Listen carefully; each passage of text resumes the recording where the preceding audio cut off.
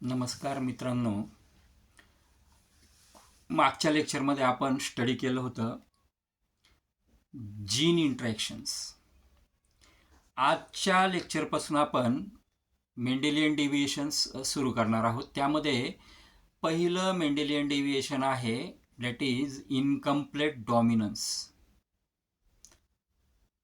Incomplete dominance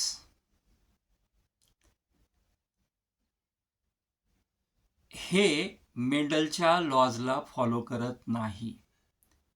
ज्या वेळेला आपण याच्या पॉसिबिलिटी चेक करतो त्यावेळेला मेंडलच्या नियमांना फॉलो न करतात दुसऱ्या पॉसिबिलिटीज इथे क्रिएट होतात आणि म्हणून याला आपण डेव्हिएशन म्हणतो. In the incomplete dominance both the alleles, किंवा त्याला आपण जीन्स पण म्हणतो, both the alleles genes of the allelomorphic pair express themselves partially. दोनही जे जीन्स असतात ते जीन्स पार्शियली एक्सप्रेस होतात F1 जनरेशनमध्ये. म्हणजेच याचा अर्थ काय होतो की मेंडलचा जो फर्स्ट लॉ सांगतो, जे आपण मोनोहायब्रिड क्रॉसमध्ये स्टडी केलं आणि एक्झाम्पल त्याचं घेतलं होतं टॉल आणि डॉर्फ. F1 जनरेशनमध्ये हायब्रिड असतात पण त्यांचं जे फिजिकल एक्सप्रेशन आहे ते आपल्याला टॉल दिसतं.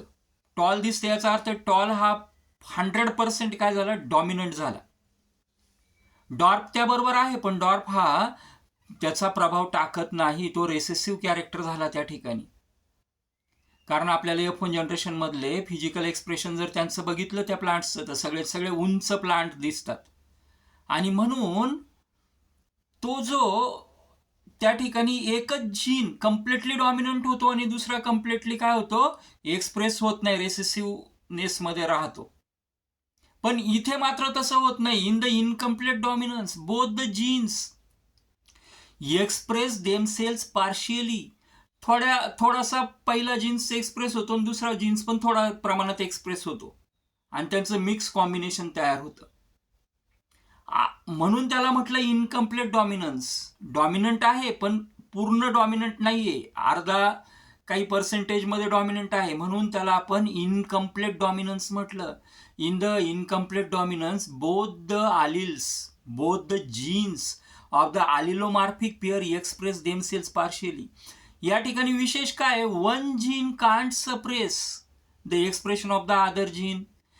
पहिला जीन दुसऱ्या जीनचं expression, one gene cannot suppress the expression of the other gene. पहिला जीन हा दुसऱ्या जीनचं एक्सप्रेशन जे आहे ते सप्रेस करत नाही. बेस्ट एक्झाम्पलच्या थ्रूच आपल्याला हे समजून घ्यावं लागेल. The flower of the mirabilis जलापा. Mirabilis जलापा नावाचं जे झाड असतं त्याचं जे फ्लावर आहे त्याच्या 2 व्हरायटीमध्ये ते सापडतं. प्युअर प्लांटचा जर विचार केला तर रेड फ्लावर पण त्याचं असतं की रेड कलर हा फ्लावरचा त्याच्यामध्ये डॉमिनंट कलर आहे, आणि व्हाईट फ्लावरचे पण ते त्या मिराबिलिस जलापामध्ये व्हाईट फ्लावरचे पण प्लांट सापडतात की जे रेसेसिव्ह आहे, कमी प्रमाणात सापडतात. मग आपल्याला हे जे 2 प्युअर लाईन प्लांट आपण या ठिकाणी फाइंड आउट केले, red flower with white flower. ह्या 2 फ्लावरच्या प्लांटमध्ये ज्या वेळेला आपण क्रॉसिंग करतो त्यावेळेला पॅरेंटल जनरेशनमध्ये पॅरेंट्स एक्सप्रेशन लिहिताना असंच लिहितो आपण, प्युअर लाईन प्लांट किंवा parent red flower cross with white flower. त्याचा जिनोटाईप आपण खाली लिहिला, रेड डॉमिनंट आहे म्हणून कॅपिटल आर ने आपण त्याला दाखवणार आहे, कॅपिटल आर. व्हाईट त्या ठिकाणी काय, रेसेसिव्ह आहे म्हणून तो आपण स्मॉल लेटर दाखवणार आहे, स्मॉल आर. त्याचे गॅमेट्स आपण लिहिले, कॅपिटल आरचा गॅमेट निघाला त्या ठिकाणी, कॉमन गॅमेट निघाला आर, कॅपिटल आर, आणि स्मॉल आरचा गॅमेट निघाला स्मॉल आर. F1 जनरेशनमध्ये त्याच्या खालच्या लाईनमध्ये F1 जनरेशनमध्ये आपल्याला जे जिनोटायपिक एक्सप्रेशन मिळणार आहे त्याचा जो जिनोटाईप मिळणार तो कॅपिटल आर, स्मॉल आर. इथे हे सगळे ऑल आर हायब्रिड. पण ज्या वेळेला प्रत्यक्ष ते झाड ग्रो केलं आणि त्याचं फ्लावर ज्या वेळेला बघितलं त्याच्या फ्लावरचा कलर हा रेड आला नाही, तर त्याच्या फ्लावरचा कलर आला पिंक. कलर कधी येणार, ज्या वेळेला रेड आणि व्हाईटचं कॉम्बिनेशन होतं त्यावेळेला पिंक कलर तयार होत असतो. आणि म्हणून या केसमध्ये काय बघायला मिळालं की F1 हायब्रिड तर आले सगळे, यांनी मेंडलचा लॉ इथं फॉलो केला, हायब्रिड आले, दोन्ही पण जीन्स त्या ठिकाणी एकत्र आले, हायब्रिड तयार झालं. पण कलरेशन मात्र कोणाचाच एकाचा डॉमिनंट झाला नाही. कलरेशन मात्र त्यांच्या मधली लाईन आली, इंटरमिजिएट आलं. म्हणजे रेड पण एक्सप्रेस झाला होता आणि व्हाईट पण एक्सप्रेस झाला होता आणि त्या दोघांचं कॉम्बिनेशन होऊन पिंक कलरचं फ्लावर त्या ठिकाणी तयार झालेलं पाहायला मिळतं. ऑल हायब्रिड्स आणि कलर त्याचा काय आहे तर पिंक. हायब्रिडमध्ये कलर कोणता आहे? पिंक. तिसरा कलर आला इथे आता. मग F2 जनरेशन रेस करायची असेल तर आपण काय करतो, त्याच्यामध्ये सेल्फिंग ऑफ F1. त्याच्यामध्ये एक प्लांट आपण मेल फ्लावर म्हणून वापरतो, एक फिमेल फ्लावर म्हणून वापरतो. आता F1 मध्ये आपल्याला माहिती त्यांचं जिनोटाईप काय? Capital R small R cross with capital R small R. हे गॅमेट्स लिहिले आपण, capital R small R, capital R small R. याच्यापैकी एक मेल फ्लावर म्हणून वापरणार आहे, एक फिमेल फ्लावर म्हणून वापरणार आहे. आणि म्हणून तिथे जागा नसल्यामुळे मी पुनेट स्क्वेअर काढताना तिथं रिप्रेझेंटेशन केलं. M stands for male flower आणि मेलचे गॅमेट्स, मेल फ्लावर म्हणा किंवा मेल गॅमेट्स म्हणा, मेल गॅमेट्स आपण तिथे ॲरो करून दाखवला मी, कॅपिटल आर स्मॉल आर. आणि पुढच्या बाजूला Mच्या पुढे स्लॅश देऊन मी F लिहिलेला आहे, फिमेल गॅमेट्स, ते खालच्या बाजूला दाखवलेले कॅपिटल आर स्मॉल आर.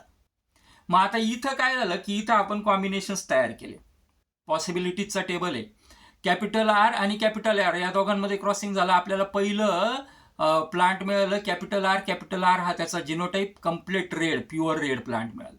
दुसरं बघा तुम्ही, कॅपिटल आर स्मॉल आर, ते कंसात मी लिहिलंय पुढे, पिंक कलरचं फ्लावर आहे, ते हायब्रिड प्लांट आहे ते. तिसरं सगळ्यात शेवटची line, capital R small R, त्याचं पण कलरेशन पिंक आहे, ते पण हायब्रिड प्लांट झालं, हायब्रिड फ्लावर झालं. आणि सगळ्यात शेवटी बघा स्मॉल आर असं कॉम्बिनेशन मिळालं, कारण हे रेसेसिव्ह कॅरेक्टर आहे आणि म्हणून प्युअर लाईनचं प्लांट आलं हे. आणि म्हणून ते आलं स्मॉल आर रिप्रेझेंट्स व्हाईट फ्लावरला रिप्रेझेंट करतं. अशा पद्धतीने आपल्याला त्याचा फिनोटायपिक आणि जिनोटायपिक रेशो मिळतो. मग आता या ठिकाणी याचा फिनोटायपिक रेशो ज्याला आपण म्हणतो, जिनोटायपिक रेशो काय आला, आधी आपण जिनोटायपिक रेशो घेऊ. जिनोटायपिक रेशो काय मिळाला आपल्याला, एक प्युअर रेड म्हणून 1 रेड, म्हणजेच तो आपण लिहिताना लिहितो 1 कॅपिटल आर ॲज 2 पिंक कलरचं आपण रिप्रेझेंटेशन काय केलं, capital R small R as 2 capital R small R as 1 small R.